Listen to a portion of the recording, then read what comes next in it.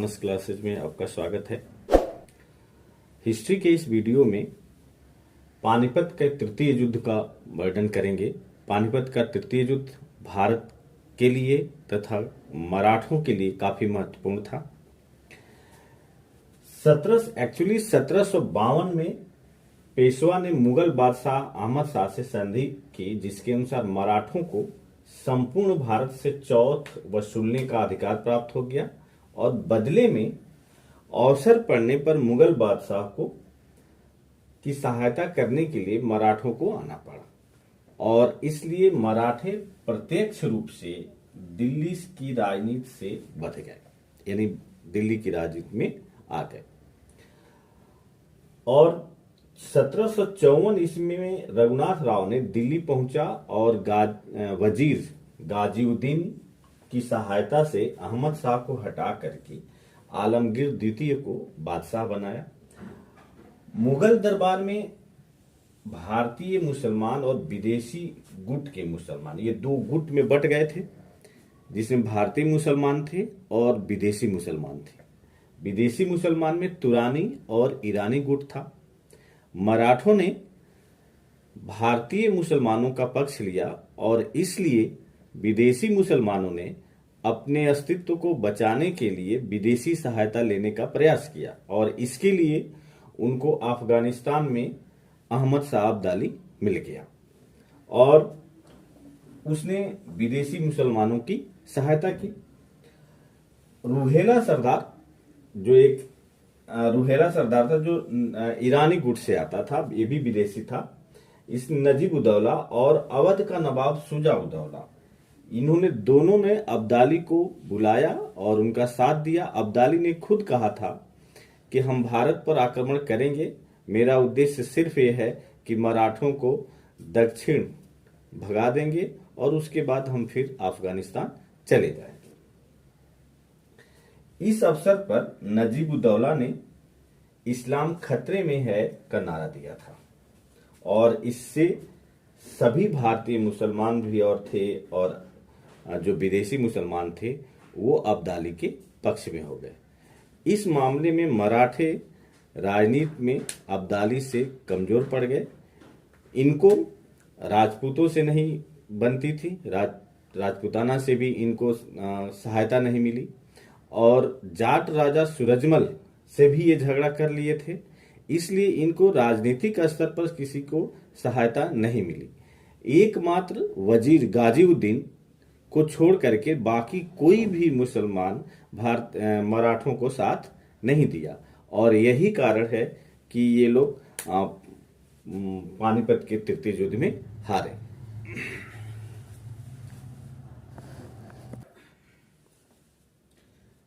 (1752 ईस्वी में मुगल बादशाह ने अब्दाली के आक्रमण करने पर पंजाब तथा मुल्तान को दे दिया।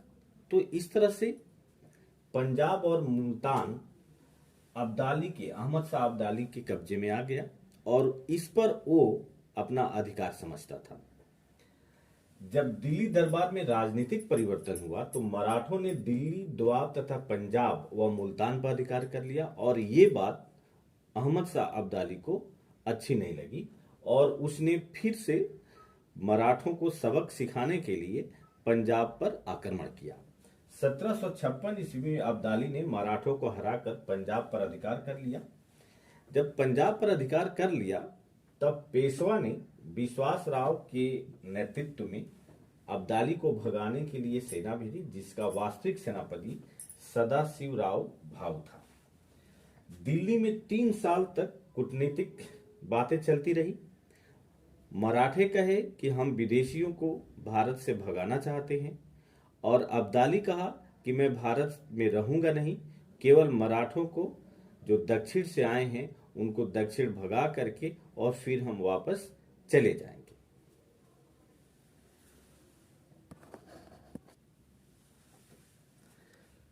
अंत में 14 जनवरी यानी मकर संक्रांति के दिन 1761 में पानीपत का तृतीय युद्ध हुआ, जिसमें मराठों की हार हुई।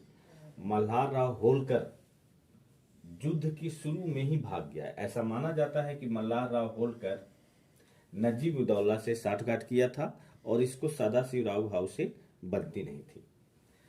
तोपखाना अधीक्षक इब्राहिम खां गारदी मारा गया। एकमात्र यही सरदार था जिसने पूरी शक्ति के साथ अब्दाली के खिलाफ लड़ा और मारा गया। ये पूछा भी जाता है, प्रॉब्लम पूछा जाता है कि इब्राहिम खां गारदी किसके तरफ से लड़ा था, तो मराठों के तरफ से लड़ा था। और किस युद्ध में लड़ा था, तो पानीपत के तृतीय युद्ध में। इसके साथ ही लगभग सभी मराठा सरदार मारे गए। युद्ध की सूचना बालाजी बाजीराव को एक व्यापारी कूट शब्दों में बताया। 2 मोती विलीन हो गए, 22 सोने की मुहरें लुप्त हो गई और चांदी तथा तांबे की तो पूरी गणना ही नहीं की जा सकती। यानी चांदी और तांबे की, यानी छोटे छोटे सिपाहियों की तो गणना ही नहीं की जा सकती। एक तरह से यह युद्ध मराठों के लिए प्रलयकारी सिद्ध हुआ। इस युद्ध का प्रत्यक्षदर्शी काशीराज पंडित था। यह भी पूछा जाता है कि पानीपत का तृतीय युद्ध का प्रत्यक्षदर्शी कौन था, तो काशीराज पंडित था। उन्होंने कहा पानीपत का तृतीय युद्ध मराठों के लिए प्रलयकारी सिद्ध हुआ। युद्ध के बाद नजीब-उद-दौला अब्दाली के प्रतिनिधि के रूप में शासन किया। यानी ये पहले से ही साठगांठ किए थे कि अब्दाली मराठों को हरा के चला जाएगा और नजीब-उद-दौला यहाँ का शासन करेगा।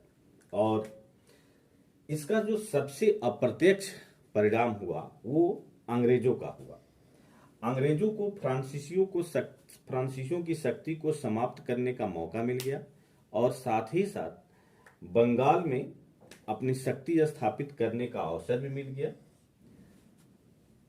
और मराठे इस समय चूंकि वो पानीपत के युद्ध में हार गए थे और उनकी बहुत हानि हुई थी, तो इसलिए वो अपनी रक्षा नहीं कर पाए और इस बीच अंग्रेजों ने अपनी शक्ति को काफी बढ़ा लिया। अगर ये युद्ध नहीं हुआ होता तो जैसा कि 1752 के संधि के अनुसार मराठों को संपूर्ण भारत से चौथ और सरदेशमुखी वसूल करने का अधिकार था।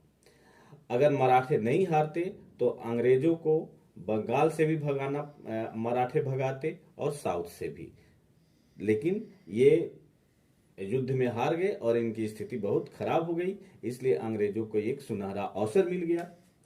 इसके बाद मराठे संपूर्ण भारत की शक्ति का होने का दावा न कर सके। मतलब इसके बाद ये नहीं दावा कर सके कि संपूर्ण भारत में यही एक शक्तिशाली है, बल्कि भारत की शक्तियों में से एक हो गए। इनके जैसे और भी शक्तियां उभर गईं और इस युद्ध में भारत में अंग्रेजों के उत्थान के लिए मार्ग खोल दिया। इस युद्ध ने भारत में अंग्रेजों के उत्थान के लिए मार्ग खोल दिया, क्योंकि अगर संधि के अनुसार मराठे अगर रहते तो निश्चित है कि अंग्रेज सफल नहीं होते। स्टूडेंट्स, इस वीडियो में बस इतना ही। पानीपत के तृतीय युद्ध में जो कारण क्या था, परिणाम क्या था, मैंने बताया। कारण में ये उस समय के जितने हिंदू बादशाह नहीं, शासक राजा थे, वे सभी मराठों से असंतुष्ट थे। तो युद्ध के अवसर पर चाहे वो भरतपुर का जाट राजा हो या राजपूताना के राजा हो, मराठों का सहयोग नहीं दिए। और इसके विपरीत अब्दाली ने भारतीय मुसलमानों को भी अपने पक्ष में किया और धर्म का आड़ लेकर के, जैसा कि नजीब-उद-दौला ने कहा था कि इस्लाम खतरे में है और इसको लेकर के पूरे मुसलमानों को एकजुट कर लिया। अब्दाली ने भी कहा था कि हम भारत में शासन नहीं करेंगे, बल्कि हम मराठों को भगा करके और फिर हम अफगानिस्तान चले जाएंगे। तो बस इस वीडियो में इतना ही। मेरे चैनल को सब्सक्राइब, लाइक और शेयर कीजिए। जय हिंद।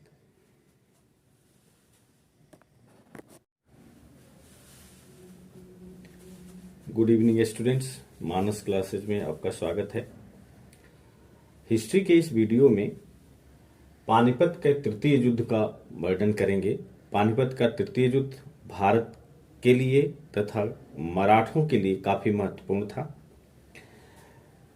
1752 में पेशवा ने मुगल बादशाह अहमद शाह से संधि की, जिसके अनुसार मराठों को संपूर्ण भारत से चौथ वसूलने का अधिकार प्राप्त हो गया और बदले में अवसर पड़ने पर मुगल बादशाह को की सहायता करने के लिए मराठों को आना पड़ा और इसलिए मराठे प्रत्यक्ष रूप से दिल्ली की राजनीति से बच गए, यानी दिल्ली की राजनीति में आ गए।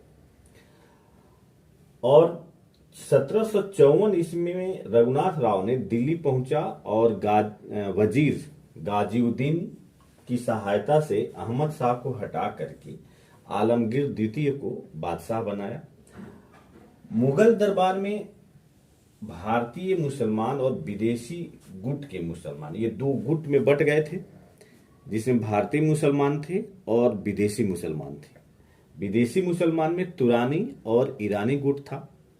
मराठों ने भारतीय मुसलमानों का पक्ष लिया और इसलिए विदेशी मुसलमानों ने अपने अस्तित्व को बचाने के लिए विदेशी सहायता लेने का प्रयास किया और इसके लिए उनको अफगानिस्तान में अहमद शाह अब्दाली मिल गया और उसने विदेशी मुसलमानों की सहायता की।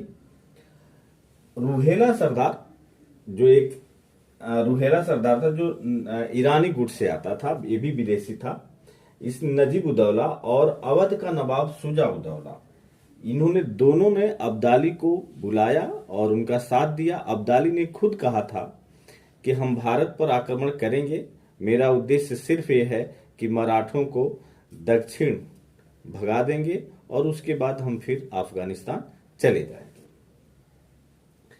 इस अवसर पर नजीब उदौला ने इस्लाम खतरे में है का नारा दिया था और इससे सभी भारतीय मुसलमान भी और थे और जो विदेशी मुसलमान थे वो अब्दाली के पक्ष में हो गए।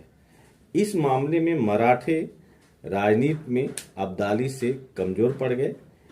इनको राजपूतों से नहीं बनती थी, राजपूताना से भी इनको सहायता नहीं मिली और जाट राजा सूरजमल से भी ये झगड़ा कर लिए थे, इसलिए इनको राजनीतिक स्तर पर किसी को सहायता नहीं मिली। एकमात्र वजीर गाजीउद्दीन को छोड़ करके बाकी कोई भी मुसलमान मराठों को साथ नहीं दिया और यही कारण है कि ये लोग पानीपत के तृतीय युद्ध में हारे।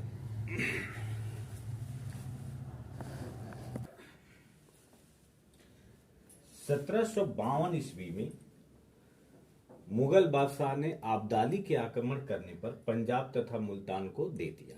तो इस तरह से पंजाब और मुल्तान अहमद शाह अब्दाली के कब्जे में आ गया और इस पर वो अपना अधिकार समझता था।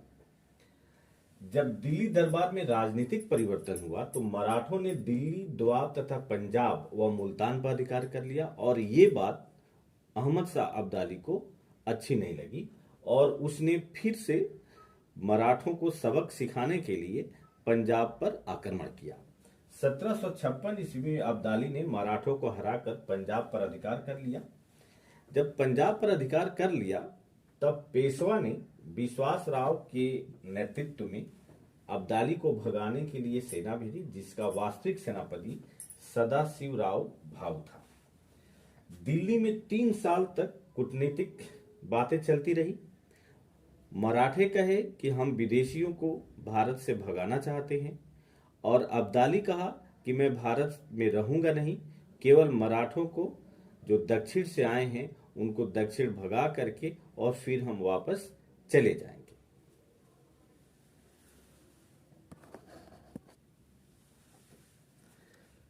अंत में 14 जनवरी यानी मकर संक्रांति के दिन 1761 में पानीपत का तृतीय युद्ध हुआ, जिसमें मराठों की हार हुई। मल्हार राव होलकर युद्ध की शुरू में ही भाग गया। ऐसा माना जाता है कि मल्हार राव होलकर नजीब उदौला से साठगांठ किया था और इसको सदाशिव राव भाऊ से बनती नहीं थी। तोपखाना अधीक्षक इब्राहिम खां गार्दी मारा गया। एकमात्र यही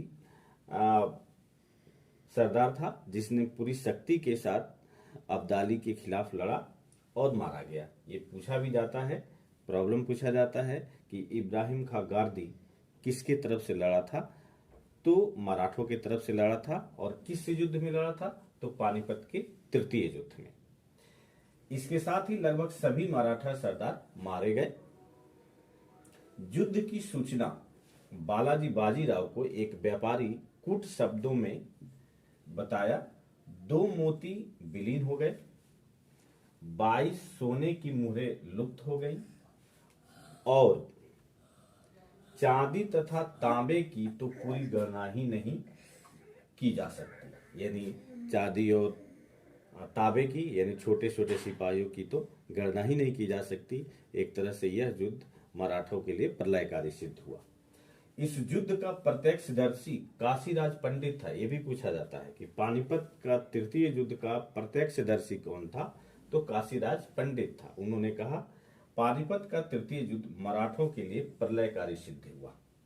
युद्ध के बाद नजीब-उद-दौला अब्दाली के प्रतिनिधि के रूप में शासन किया। यानी ये पहले से ही साठगांठ किए थे कि अब्दाली मराठों को हरा के चला जाएगा और नजीब-उद-दौला यहाँ का शासन करेगा। और इसका जो सबसे अप्रत्यक्ष परिणाम हुआ वो अंग्रेजों का हुआ। अंग्रेजों को फ्रांसीसियों की शक्ति को समाप्त करने का मौका मिल गया और साथ ही साथ बंगाल में अपनी शक्ति स्थापित करने का अवसर भी मिल गया। और मराठे इस समय, चूंकि वो पानीपत के युद्ध में हार गए थे और उनकी बहुत हानि हुई थी, तो इसलिए वो अपनी रक्षा नहीं कर पाए। और इस बीच अंग्रेजों ने अपनी शक्ति को काफी बढ़ा लिया। अगर ये युद्ध नहीं हुआ होता तो जैसा कि 1752 के संधि के अनुसार मराठों को संपूर्ण भारत से चौथ और सरदेशमुखी वसूल करने का अधिकार था। अगर मराठे नहीं हारते तो अंग्रेजों को बंगाल से भी भगाना, मराठे भगाते और साउथ से भी।